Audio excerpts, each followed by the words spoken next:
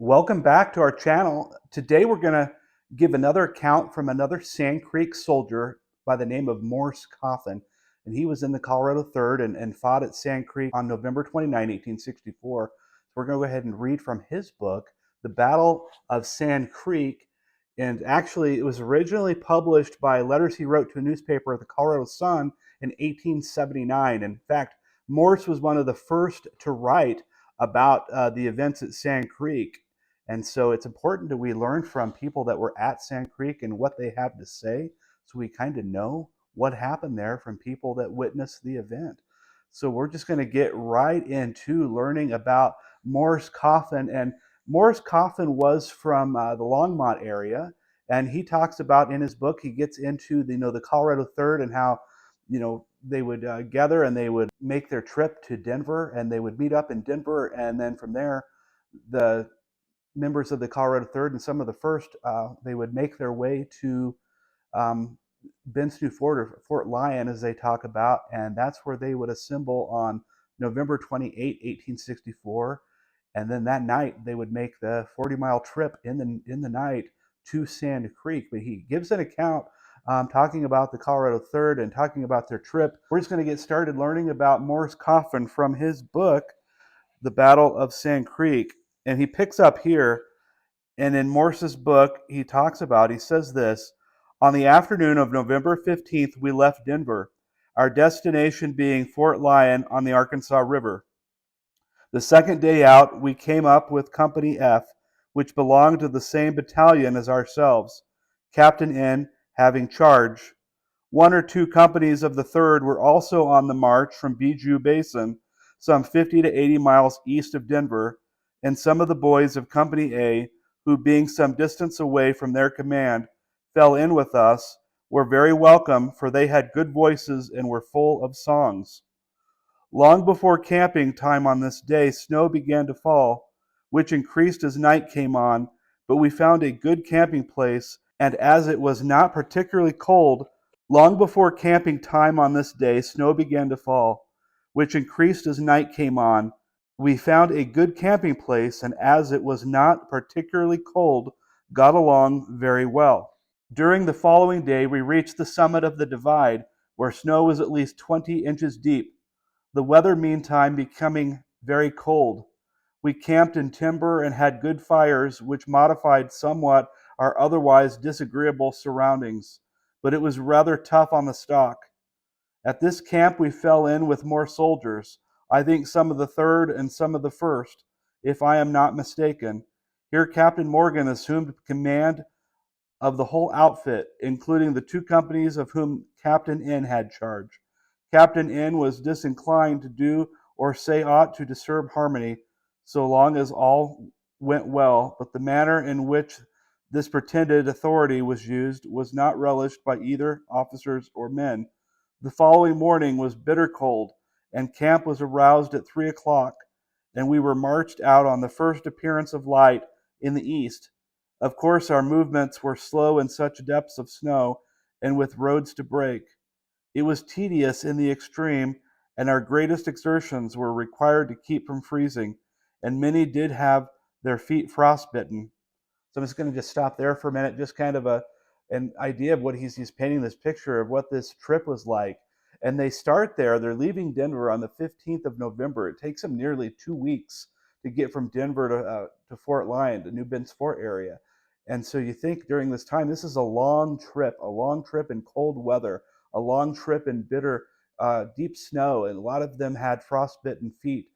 This was not a relaxing horseback ride. This was a very tough ride on the soldiers and on their horses. And so when they got to Fort Lyon by the 28th, they were not rested. They were tired and cold, and they were really looking forward to getting some rest before they headed on the rest of that 40 miles to Sand Creek. But that did not actually happen. So we're going to pick back up with Morse Coffin's account here in his book.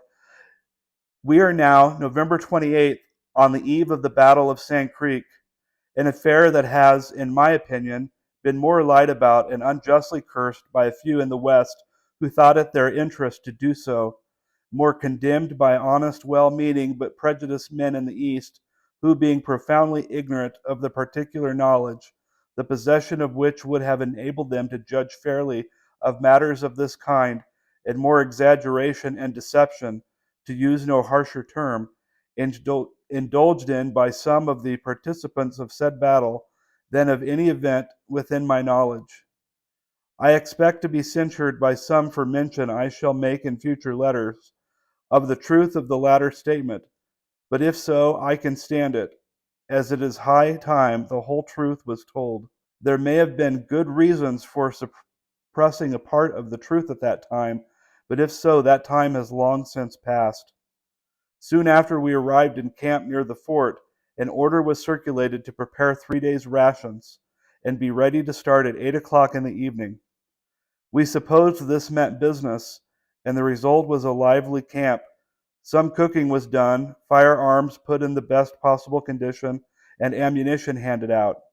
Major Scott J. Anthony was in command at Fort Lyon at this time, and with some companies or parts of companies of the 1st Regiment of Colorado under his command, accompanied the expedition to Sand Creek. I may have occasion to mention this gentleman again before I close this Sand Creek question. In one account I have seen of the Sand Creek fight, our force was stated at 1,500. This being a gross exaggeration, I am glad to be able to give the number almost to a man on the authority of Mr. Watson Beach, a well-known and reliable person still living in Boulder County. As the command marched out and started, this man counted 640 men in the ranks, and with officers, scouts, and others not in the ranks, probably swelled the total to 650 to 675. We also had 4 pieces of artillery. Company D was in the 2nd Battalion, which was commanded by Captain T. G. Cree, who was well liked by both officers and men. The Indians were said to be about 40 miles northward. The start was made at 8 o'clock, but some delay soon ensued, during which time, and much against his will, as well as that of our company generally, Lieutenant Pennick was selected to return and take charge of the camp and follow the next day with the transportation. It was likely 9 o'clock when we got well under way. Bob, a half-breed son of Colonel Bent, was said to be the guide. The night was a clear one, but no moon. Our course was almost exactly under the North Star most of the time, but towards morning veered a little to the right or north by the northeast. During the night we were led through a lake, and whether this was accidental, or as many supposed, a design of the guide for the purpose of wetting the ammunition of the artillery, I have no means of knowing. The latter is most probable. Save temporary halts of a few minutes each, we marched steadily all night, and to me at least it seemed a long one, and I know many got very tired and sleepy, especially those of us who slept none the previous night. Some managed to nap in their saddles, but my own experience warrants me in saying it is a poor way to get sleep. But when a halt was made, many would dismount and, dropping on the ground, fall asleep in a minute, to awake the instant the others moved. Thus the night wore away, and the early dawn of the 29th found us still marching, and some miles from the Indian village. Mr. Editor, I begin to think I have been tedious in this in former letters, but if so, I will not now, when at the goal for which I set out on the commencement of these communications, begin to condense except you request it. Battle of Sand Creek, fought November 29, 1864. In the account I shall give of this battle, the reader need expect but a small part of all that occurred on that memorable day, for it was impossible for any one man to observe all that took place on the field, especially if he was a participant in the fight. But I shall endeavor to convey an idea of the manner in which the fight was carried on, and also something of the results. On account of the many contradictions that are afloat concerning this battle, I shall attend more closely to those facts as I know them than to the style of relating them. About daybreak, the command was started on a lively double quick, which continued for several miles until we reached rather deep sand, about 1/2 of a mile from the Indian village. and in full view of it. During this fast ride of perhaps an hour, the artillery were, if not in the advance, certainly near the head of the column, and going at the rate we were, they made an awful din and clatter, which must have been heard for several miles away, as the morning was clear, cool, and calm. Some remarked at the time that this was a queer way to surprise the Indians, and we wondered that we were not timed to reach the enemy's camp at dawn, provided we were to attack them. Just about sunrise, not yet in sight of the enemy's camp, we encountered great herds of ponies, both to the right and left of us. It seems at once, on the discovery, that the company of Mexicans belonging to the Third were sent to collect and herd this stock, and I recall distinctly the peculiar effect of the bright sunshine of these moving masses of ponies. The boys were now thoroughly awake and full of excitement. On we went, rattle-ty-clatter, every little while packages of grub and other valuables being lost from saddles, but no halting or caring for the trifles now. The Indians must have been warned of our approach by the noise made by the artillery and that of nearly 700 galloping horses. It could scarcely be otherwise. And then, before we came in sight of the village, we saw a large herd of horse stock away on the plain to the north of us, several miles distant, and being driven rapidly by mounted Indians. When we reached the sand, and in full view of the Indian camp and distant from it about half a mile, the command was halted and ordered to throw off all superfluous luggage, such as blankets, overcoats, grub, etc.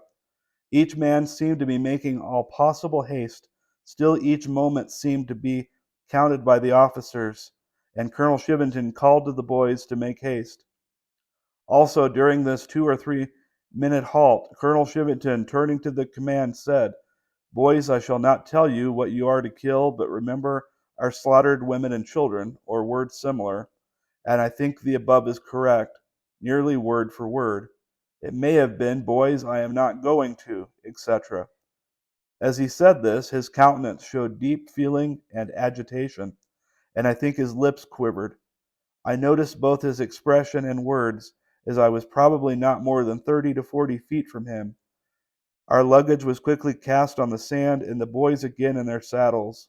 The instant all were ready, we were double-quicked through the deep sand to near the edge of the Indian village, which was located on the east bank of the creek. The creek was a bed of dry sand, except here and there pools of water.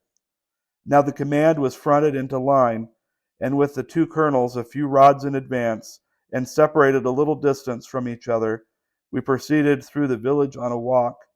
I think the town at this time was entirely deserted by the Indians, as not one was to be seen thereabouts, though plenty were not far away, as will appear presently. About this time, and while the line was advancing through the village, a man emerged from a lodge and ran very fast, and as appeared in an agony of fright or excitement, towards the officers, and charging up to Colonel C, caught hold of him. This man was John Smith, an United States interpreter, who was in the camp engaged in trading with the Indians. What took place between him and Colonel C at the time, I am unable to say. A glance over the field before us at this time showed about as follows. From nearly opposite the village and extending up the creek in a northwest direction for, say, a half mile or more, the bed of the creek was dotted more or less thickly with moving humanity. I think a majority of these were women and children, and who seemed to be going slowly away in a sort of listless and dazed or abandoned manner, as though they knew not what to do nor where to go. Some small parties, mostly warriors, here and there a single one, were visible on the bluffs and plain, trying to effect their escape. These were generally on foot, but now and then a mounted one was to be seen. But at a glance, enough was shown of the situation from the number seen along the abrupt banks of the creek to reveal to a reasonable certainty the whereabouts of most of the enemy. While we were passing the village, and before a gun was fired by the soldiers, so far as I can recall, we passed a dead soldier and his horse, also dead, a little distance from him. This man was Mr. Pierce of the 1st Colorado, who, as it was stated at the time, was killed as he was attempting to reach and save a comrade said to be in the camp with this John Smith. Another statement made since that time by one whose opportunity of knowing was good is to the effect that Pierce's horse ran away with him, carrying him beyond assistance. Directly our line was changed into column, and a large part of the force started up the right bank of the creek at a lively rate. About this time, the artillery threw a shell which busted in the air, perhaps 100 feet or more. Whether this was accidental or done for the purpose of frightening the Indians, I do not know. After a short dash, we halted and dismounted. At least this was the case with our battalion, for events succeeded each other so rapidly now that no one could look about much to see what the other companies did. I think an order to fire was given here. At least many did fire, though it was only now and then that an Indian could be seen near us under the bank, but plenty were in sight further away. The creek bank at this place was abrupt, and perhaps 4 to 6 feet high. I think an order was given to fire. At any rate, many did fire, and without orders to do so, many of the boys ran up very near the bank, stooping and dodging up and down to avoid arrows, which came plentifully from under the bank, while many called out, "Take care, boys, look out for arrows." It was only now and then one of these Indians was to be seen, and it is believed most of the arrows were discharged at guess, by the holders throwing their bows above their heads while their backs were toward us. Some considered that these reckless ones were foolhardy, and we would not rush up there unless ordered to do so, and several called the boys to come back. It is a wonder a number were not killed here. The horse of Jim Arbuthnot received an arrow, but it was extracted without harm. Just after passing the village, the horse of Lockhart of Company D stumbled and fell, hurting him considerable, and was not improved by being knocked over a time or two by others in their headlong ride. His horse ran on with the company, and as he tried to follow as best as he could, an Indian raised from under the bank and shot at him, which was a close call. I managed to return the compliment, but instead of hitting the mark, he saw the sand fly 100 or 200 yards beyond. The Indian got another shot before Lockhart could reload. He had an old infantry gun, but he kept an eye on him and dropped flat and escaped again. About this time, others came up and killed the Indian. A comrade caught Lockhart's horse, and he soon rejoined the company. We were ordered to remount and move forward, and as we did so, Captain Talbot's company were just ahead of us, and my attention was called to the orderly sergeant who was talking in a spirited manner to his comrades. A minute or two later, he had ridden too near the bank and was shot through the body. At the time I saw him, I think he was on his feet staggering towards the company. Captain Talbot immediately went to his assistance when he was also shot and badly wounded. Probably both Captain Talbot and his sergeant were not more than 75 feet from the moving column when shot, the Indians being out of sight under the bank. The name of this sergeant was Louis Orleans, or something similar, and if I am not mistaken, he died about a year ago at Fort Collins from the effects of the wound he received. I before mentioned the fact that at the first there were many, especially women and children, in the bed of the creek. I am of the opinion that no special attack was made on these women and others, from the fact that comparatively few were found in that locality after the battle.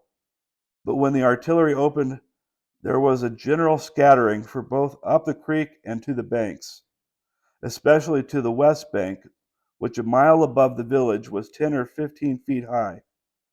Under this bank the Indians gathered in large numbers and excavated pits.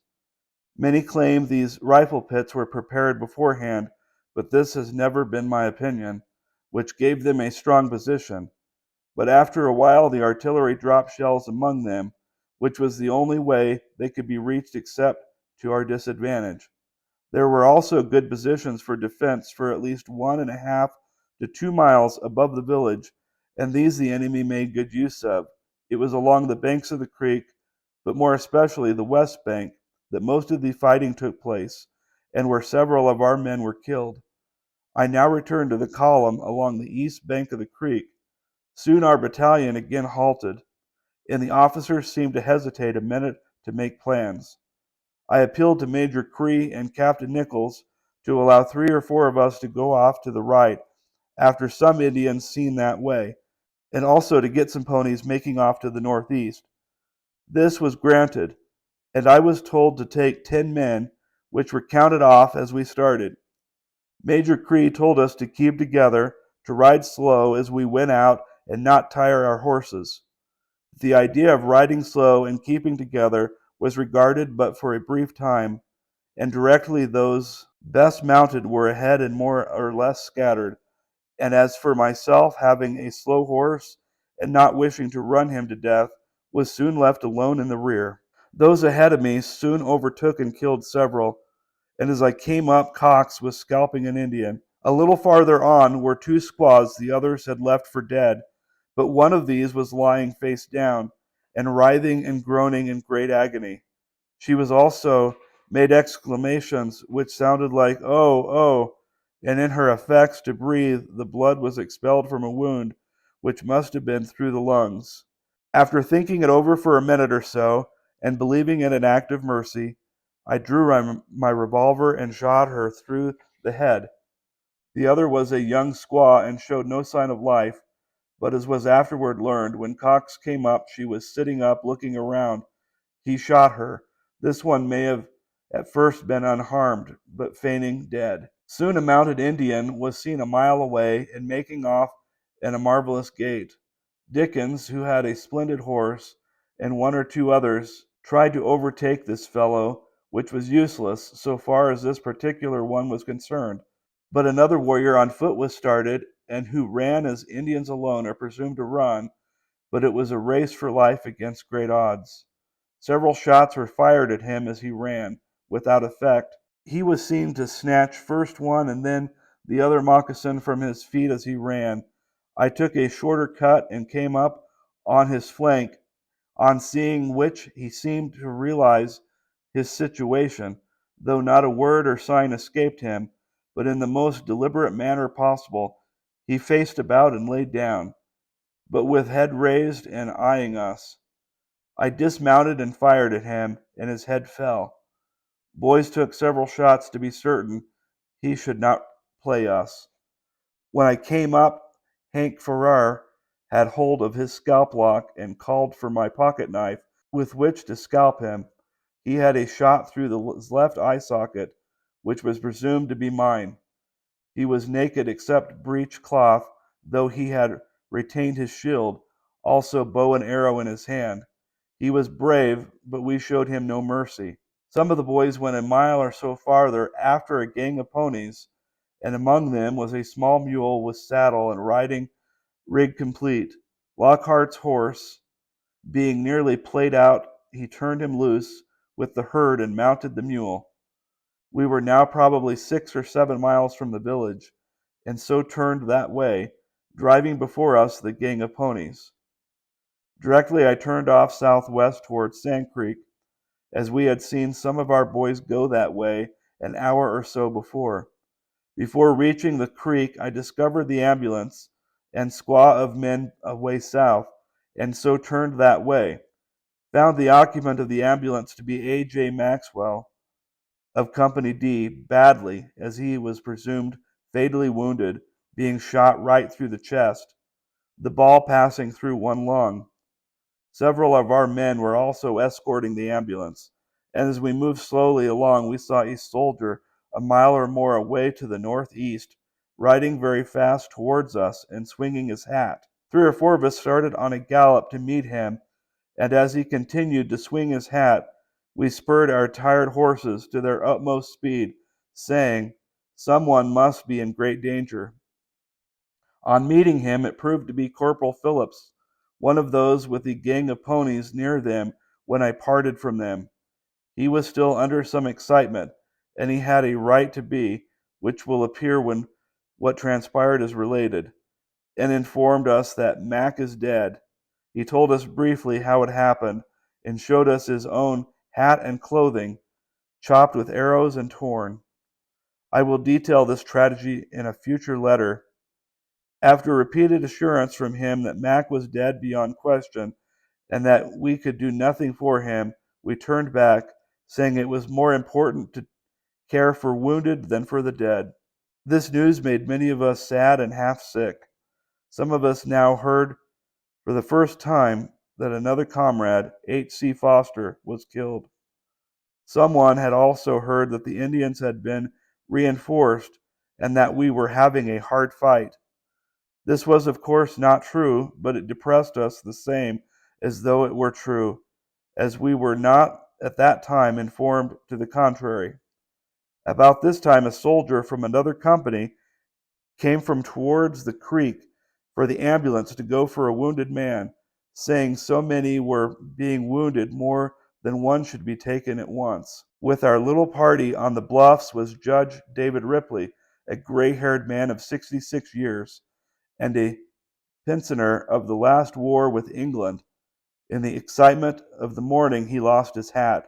Some claim it was shot off by an arrow, but I am unable to verify it, and so went on bareheaded the rest of the day, galloping over the plain and manifesting as much excitement as the younger ones. During the morning, as Hopkins and Lockhart were riding together several miles out, an effort was made by a party of the enemy to cut them off, one acting as a decoy to toll them on while the main party kept mostly out of sight. But the boys discerned their object in time to elude them. This seemed to be a favorite ruse of the Indians, and was tried several times during this and the following day, who in a case or two made it win. Still, having a desire to see what was transpiring along the creek, I decided to go that way. The man who reported the wounded man directed me about where to find him, and was also particular to tell me to be cautious, as I would be liable to find Indians anywhere in the grass and weeds. When approaching what might be dangerous ground, I thought myself safer on foot, and so dismounted and led my horse, carrying my revolver, cocked for instant use.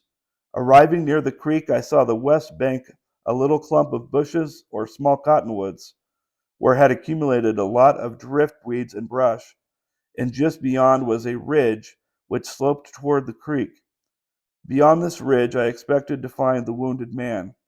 Was directing my steps straight for the clump of bushes when I saw a soldier coming down the slope, also direct for the spot to which I was going, but was coming considerably nearer to it than I was. I had gained about one-third the distance across the creek bed when suddenly I saw a puff of smoke arise from the clump, heard the crack of a gun, and saw an Indian show himself, and at the same instant saw the soldier fall to the ground, then rise, or partially so, and scramble and crawl towards the top of the ridge. I instantly turned my attention to the Indian, but before I could recover from a little surprise and take a shot with my carbine, he was down and out of sight. About this time, a couple of Company D boys, Elliott and Montgomery, who had just come from the point where McFarland was killed, came along, but did not wish to remain. I determined not to leave the place as long as that Indian was alive. Though but one had shown himself, there might be several, and I deemed it unsafe to approach too near, so I beat back and forth in the creek, describing a sort of half circle and trying in vain to get a shot at him. I next took position about 100 to 130 yards away and watched. Some of the time I was behind my horse, at other times lying flat behind a sand drift. I took shot after shot at some little dark object which could now and then be seen, but a fair shot I could not get. He was cautious. After I had been here an hour or more, a man from some other company of the 3rd happened near, and decided to remain with me, and we felt reasonably sure of getting the fellow by taking plenty of time. The man had a Garibaldi musket with an awful bore, and which made a noise when fired, to correspond with its caliber. Several times we fired together over my horse, who never moved from his tracks the while. We were very sure more than one Indian was in there, as we had heard a baby cry. Now the enemy returned our fire, which seemed to be from a rifle of small caliber. Some shots came very close, and we expected nothing better than that the horse would be shot, as one or both of us were behind him most of the time. At last we came to think we were being fooled, and were shooting at a rag or other thing displayed to draw our fire. But we had ammunition enough to practice with, and beside, we seemed to gain nothing waiting, as we could get no fair shot. After a while, we discovered an Indian some rods beyond the hiding place, on his hands and knees, crawling away through the weeds over a little rise. We were not slow in returning our guns upon him, as the view was good, though the distance considerable. 3 to 5 shots were sent after him before he disappeared, and we were very sure he was hit, which was confirmed next day to my satisfaction by finding a dead warrior in the right spot, shot through the body. My partner now wished to leave and rejoin his company, to which I made no objection, as just then quite a party of soldiers were sighted away up the creek a couple of miles, or rather they were presumed to be soldiers, and I believed them to be a portion of my own company. I agreed to watch the enemy sharp, while my friend scud away. He had no horse, which he did by stooping low until out of range. I think my whole stay at this place was near 3 hours. I'm just going to go ahead and stop there for now. It's interesting. There's a few things he mentions. This is also why I think it's important to read from multiple eyewitness accounts. He talked about how a lot of soldiers wouldn't have seen everything that happened at Sand Creek because this event was so scattered. There were a lot of running battle areas that we know of based on physical evidence, and so there's a lot of events that even Morse Coffin did not see. And he talked about how he was not of the opinion of, when people are saying that the rifle pits were dug beforehand, but what's likely what he saw were just Indians kind of burrowing into the ground, digging into the ground in small holes. But we know of larger rifle pits that were further up the creek from other eyewitnesses, including George Bent. He said that the Indians ran 2.5 miles to a rifle pit, and he was one of them in that pit. And this pit in particular held at least 19 people. And there's also been artifacts found at a spot that'd be about 2.5 miles above the village site. And so we know from other eyewitness accounts that there were actual rifle pits that were pre-dug. But it's interesting. It's important to look at, eyewitness accounts from multiple sources. And he just talks about it, and he shares his experience at Sand Creek, and he defends this as a fight. And we're going to continue on in the next video, continuing with Morse Coffin. So if you like these videos, if you like the stuff on our channel, please go ahead, hit that subscribe button, hit that notification bell so you get notified when we post new videos, and make sure you browse our channel, look for other videos on here. We also have metal detecting videos on here. We have videos from book programs. You might want to look at those as well, and just take a look. And we've got a couple short films on here. James Carr, there's a short film about James Carr, and he's a soldier also at Sand Creek that found his friend, Robert McFarland. We mentioned him here in Morse Coffin's account. We'll get more into Robert McFarland in a future Morse Coffin video, but this short film is centered around James Carr finding his friend Robert McFarland out at Sand Creek, and he's writing a letter about it years later. And so you want to check that out. And there we have another short film about the Water Valley Schoolhouse, and it is now sitting at the Bowen Meadow Ranch, and part of the Lost Sand Creek site is also on this ranch. And so you want to check out that short film as well. And it talks about the Water Valley Schoolhouse, and it was the last remaining building of the Water Valley town site. And so in that town site, the Water Valley town site is important to the research with the Lost Sand Creek site discovery. So check that out as well. Check out and follow us on Facebook. Go to Facebook/Bowen History.